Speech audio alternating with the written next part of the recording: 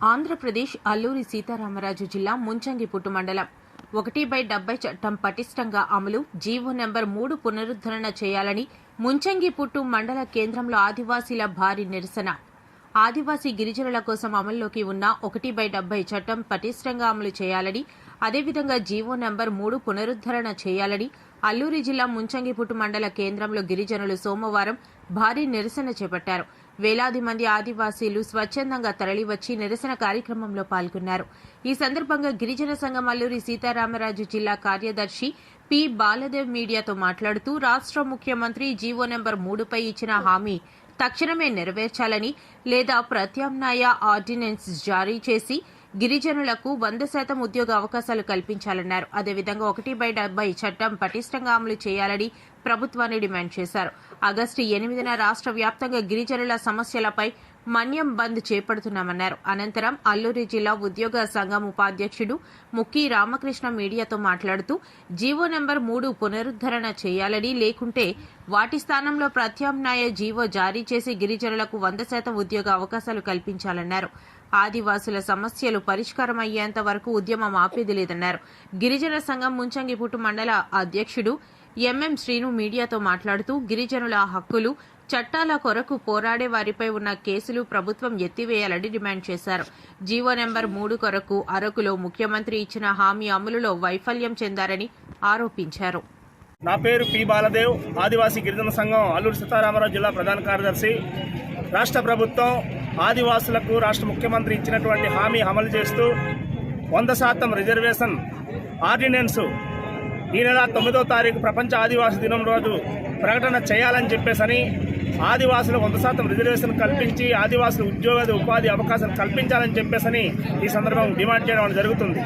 అందుకనే రాష్ట్ర ప్రభుత్వం ఖచ్చితంగా స్పందించి ఈ రకమైనటువంటి 100% రిజర్వేషన్ ఇవ్వాలని చెప్పేసి ఈ సందర్భంగా డిమాండ్ చేస్తున్నాం. రాష్ట్ర ప్రభుత్వం 100% రిజర్వేషన్ ఇస్తామని చెప్తూ కాలయాపన చేస్తుంది. చర్చల పేరుతోటి కాలయాపన చేస్తూ ఆదివాసులు మోసం చేస్తుంది. తక్షణమే ఈ రిజర్వేషన్ అమలు కోసం రాష్ట్ర ప్రభుత్వం ఖచ్చితమైనటువంటి ఒక టైం బాండ్ని విధించి ఇవ్వాలని చెప్పేసి మేము డిమాండ్ చేస్తున్నాం. ఈ నేపథ్యంలో ఈ నెల 8వ తారీఖున రాష్ట్ర వ్యాప్త మన్యం బంద్ జరుగుతుంది. ఈ మన్యం బంద్లో రాష్ట్ర ప్రభుత్వంతో మొత్తం ఈ స్పందించి ఈ ప్రకటన చేయాలని చెప్పేసి ఈ సందర్భంగా డిమాండ్ చేయడం జరుగుతుంది.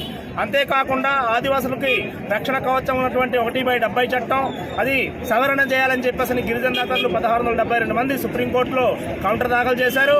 దీనికి రాష్ట్ర ప్రభుత్వం, కేంద్ర ప్రభుత్వం కౌంటర్ దాఖలు చేసి ఆదివాసుల హక్కులు, చట్టాల రక్షణ నిలబడాలని చెప్పేసి డిమాండ్ చేస్తున్నాం. లేని పక్షంలో పెద్ద ఎత్తున పోరాటాన్ని చవిచూడక తప్పదని చెప్పేసి డిమాండ్ చేస్తాం. మరోపక్క రాష్ట్ర ప్రభుత్వం జూన్ 1లోనే అల్లూరి సీతారామరాజు జిల్లాను కొనసాగిస్తామని చెప్పేసి ప్రకటన చేశారు. ప్రకటన కాదు, దానికి ఖచ్చితంగా జీవో జారీ చేసి ఈ అల్లూరి సీతారామరాజు జిల్లాని జూన్ 1లోనే కొనసాగించాలని చెప్పేసి మేము డిమాండ్ చేస్తాం. ఏదేమైనా సరే రాష్ట్ర ప్రభుత్వం ఈ ప్రపంచ ఆదివాసీ దినోత్సవం సందర్భంగా రాష్ట్ర ముఖ్యమంత్రి చంద్రబాబు నాయుడు గారు స్పష్టంగా 100% రిజర్వేషన్ మీద ఆర్డినెన్స్ ఇచ్చి 6 నెలల్లో చట్టం చేయకపోతే పెద్ద ఎత్తున పోరాటానికి సవిచూడక తప్పదని చెప్పేసి రాష్ట్ర ప్రభుత్వం హెచ్చరిస్తున్నాం.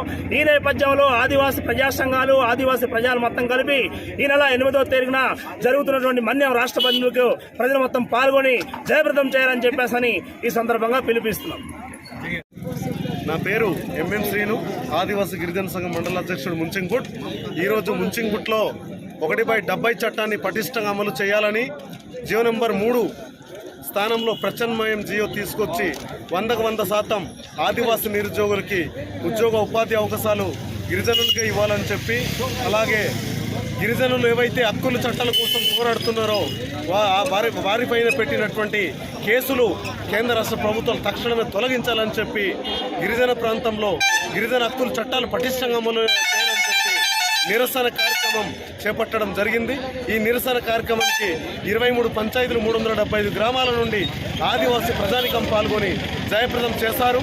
అలాగే భవిష్యత్తులో 1/70 చట్టమే కాదు, అటవీ హక్కుల చట్టం, అలాగే వీసా చట్టం, ఏవైతే పంచాయతీరాజ్ చట్టాలు ఏవైతే ఉన్నాయో, ఆదివాసులు గుండెకాయ లాంటి చట్టాలు ఏవైతే ఉన్నాయో ఆ చట్టాలన్నీ కూడా కేంద్ర రాష్ట్ర ప్రభుత్వాలు అమలు చేయాలని చెప్పి కోరుతున్నాం.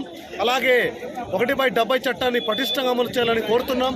అరకువేలిలో రాష్ట్ర ముఖ్యమంత్రి వర్యులు ఇచ్చినటువంటి 100% ఉద్యోగ ఉపాధి అవకాశాలు కల్పిస్తాం, రిజర్వేషన్ కల్పిస్తాం, ఆల్టర్నేట్ జియో తీసుకొస్తాం, నన్ను నమ్మండి, మా ప్రభుత్వాన్ని గెలిపించండి అంటే ఈరోజు కూటమి ప్రభుత్వాన్ని బ్రహ్మరథం పట్టి ఓట్లేసి గెలిపించి నేటికి 2 సంవత్సరాలైన జియో నెంబర్ 3 బదులుగా ప్రత్యామ్నాయ జియో తీసుకొచ్చి 100% ఉద్యోగ ఉపాధి రిజర్వేషన్ కల్పించడంలో ఈ కూటమి ప్రభుత్వం, ఈ రాష్ట్ర ప్రభుత్వం పూర్తిగా వైఫల్యం చెందింది. అందుకాబట్టి ఈరోజు నిరసన ర్యాలీ చేపడుతూ ఉన్నాం. మేమందరు గిరిజనులుగా, ప్రజా సంఘాలుగా ఈ నెల 8వ తారీఖున జరిగే బంద్కి, మళ్ళీ 7వ తారీఖున పాడేరులో జరిగే భారీ బహిరంగ సభని, ర్యాలీని జయప్రదం చేయడానికి పిలుపునివ్వడం జరిగింది. ముఖ్య రామకృష్ణ, జిల్లా గిరిజనాభివృద్ధి సంఘం ఉపాధ్యక్షుడిని. ఈరోజు ఆదివాసుల యొక్క జీవన మరణ సమస్య, అలాగే 170 యాక్టు, అలాగే జియో నెంబర్ 3 అటవీ హక్కుల చట్టాల యొక్క ఈ కేంద్ర రాష్ట్ర ప్రభుత్వాలు దుర్వినియోగం చేయడం, అలాగే ఈ హక్కులంతా కూడాను వాళ్ళు కాలరాయడం, దాని మూలంగా ఈరోజు 170 యాక్ట్ మీద గిరిజనేతరులైనటువంటి వాళ్ళు 1600 మంది సుప్రీంకోర్టులో అప్పీల్ చేయడం, రిట్ వేయడం, దాన్ని ఈరోజు గిరిజన ప్రాంతం అంతా కూడా, ఆదివాసులంతా కూడా ఈరోజు అట్టాడుగుతున్నటువంటి ఆందోళన చెందుతున్నటువంటి సమస్య ఇది. అందుకనే ఈ యొక్క సమస్యని కేంద్ర రాష్ట్ర ప్రభుత్వాలంతా కూడా దీన్ని ఆలోచించి, అలాగే జియో నెంబర్ 3 కానీ ఇంకొక చట్టం తీసుకొచ్చి దాన్ని అసెంబ్లీలో ఈరోజు ఖచ్చితంగా తీర్మానం చేయాలి. అలాగే టీఏసీని రాష్ట్ర ప్రభుత్వం వెంటనే ఏర్పాటు చేసి ఆ టీఏసీని తీర్మానం చేసి దాన్ని ప్రవేశపెట్టాలని మేము డిమాండ్ చేస్తున్నాం. అలాగే మనకు రాష్ట్ర ప్రభుత్వం ఈ చర్చలతో కాలయాపన చేయకుండా, ఈ చర్చలతో మమ్మల్ని మోసం చేయకుండా, అసలు చర్చలు లేకుండాను మా యొక్క డిమాండ్స్ అంతా కూడా వాళ్ళు మా టీఏసీ దీన్ని ఏర్పాటు చేసి అసెంబ్లీని ఖచ్చితంగా తీర్మానం చేసి మా చట్టాలని ఖచ్చితంగా గౌరవిస్తూ మా జివోల్ని మరి ఇంప్లిమెంట్ చేస్తూ ఇదంతా కూడా మాకు అమలు చేయాలని మేము ఈరోజు పూర్తిగా డిమాండ్ చేస్తున్నాం. అలాగే గిరిజన ప్రాంతంలో ఇది ఈ మొదటిసారి కాదు, గిరిజన ప్రాంతంలో ఇది ఆరంభమైతే కాదు. ఈ ఉద్యమాలంతా కూడాను, ఈ ఉద్యమం అంతా కూడా చాలా తీవ్ర రూపం దాలుస్తుందని మేమైతే ఆశిస్తున్నాం. ఎందుకంటే ఈరోజు స్టూడెంట్స్ ఈరోజు కాక్రోచ్ పార్టీ అనేది ఒక చిన్న బొద్దింకలు జంతర్ మంతర్లో చేసినటువంటి ఉద్యమాన్ని కేంద్ర ప్రభుత్వం ఈరోజు దిగి వచ్చినటువంటి పరిస్థితి అయితే చూస్తున్నాం. అటువంటి పరిస్థితుల్లో ఈరోజు ఈ యొక్క ఆదివాసుల యొక్క అటువంటి గలాన్ని విప్పుతాం, అటువంటి ఉద్యమాలను తీసుకొస్తాం. ఖచ్చితంగా ఈ గల్లీ నుండి ఢిల్లీ దాకా పోయేంత వరకు, మా గలాన్ని పోయేంత వరకు మేము ఖచ్చితంగా పోరాటం చేస్తాం. ఈరోజు ఈ మారుమూల మండలంలో ఈ నిరాశన కార్యక్రమం కాకుండాను, అలాగే 7వ తారీఖున ఇప్పుడు మళ్ళీను పాడేరులో పెద్ద ర్యాలీ ఉంది, ఆ పెద్ద సభ ఉంది, ఆత్మగౌరవ సభ ఉంది. అలాగే 8వ తారీఖున ఆదివాసుల యొక్క సమస్యల డిమాండ్ల పట్ల